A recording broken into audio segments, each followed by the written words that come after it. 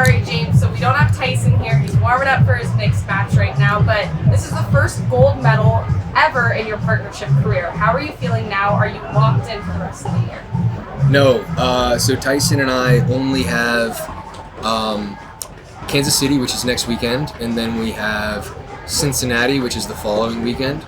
And the reason for that was obviously Tyson's a great player and he's playing really well, but I first picked up a paddle a year and 9 months ago, so I felt like I wanted to give myself a variety of partners, kind of get exposed to all these different, game styles and left, right, this, that. I didn't want to I don't know if pigeonhole's the word, but I thought it'd be good to give myself some variety. So I've got Tyler Loong, I've got Matt Wright, which I'm particularly excited about. I've got a couple with him. My friend Dave, who's been grinding. He's this guy that lives in Boca. He's been just dinking like 8 hours a day, every day, just trying to play the right. The guy doesn't miss a dink, doesn't miss a reset. He's like a lefty Colin John, so I'm probably going to play with him in Boca. And that's it. If I'm missing somebody, I'm sorry. And you pickled Riley and AJ in Game 3 after losing 11-5 and 11-4. How were you able to get the mojo back to push not only a Game 4, but a Game 5? Well, I think in the first two games, obviously they both have great hands, and we felt comfortable at the kitchen, but it's not easy to beat that team at the kitchen. And we wanted to just make things messy. And I was kind of a little hesitant on my serve, a little hesitant on my returns. I just didn't want to miss them because I didn't want to screw it up. And then Tyson just looks at me, he's like, I think there's an expletive thrown in there, but he was like, bang the serve, bang the return. And I just kept saying that to myself the last 3 games. And that actually kind of helped me focus because I wasn't really thinking much. I just like if you saw me out there those last 3 games, all that was going through my head is effing bang their serve, bang their return. And I think I probably said it in my own mind like 1,000 times. And I kind of pushed that last one in at 10-8, but we don't need to. It is what it is. Yeah, kind of following up on that, they kind of crept in Game 5. Were you a little bit nervous that they were going to come back? Yeah, I was really obviously nervous. I actually, after the match, so we had the match point. I barely remember what happened on match point, but we won it. And I tapped the paddle. I did a little run around, and then I threw up. And I made it right off the court. I ran off the court, and I got into this crowd of people. And they're trying to high five me. So that was the problem. They wouldn't get out of my way. I'm like, get out of my way, get out of my way. They're like, what? And it just came out of me. I threw up on a little kid's shoe.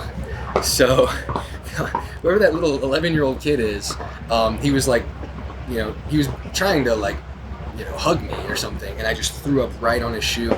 And I'm like, dude, I'm so sorry. He's like, I'm honored.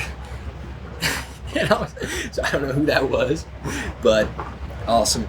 And yeah, that's what happened. I think he deserves a paddle or something from you. He deserves something. Yeah, he deserves a new pair of shoes. And the crowd was rooting for you basically this whole match. You had a great crowd presence. Does that add to your confidence? Honestly, no. I don't really notice the crowd. I never have. And I think a big part of that is when I'm out there, I'm just trying to, a lot of times before I would think a lot when I played, and I'd get caught up in all these little strategy and this, that, even started thinking about my technique a little bit a while ago. And I talked to Ben, and Ben was like, when I play, my mind is just totally empty. And I started doing that. I just started almost meditating when I play, not even thinking, just focusing on the ball. And I think it's helped me a lot.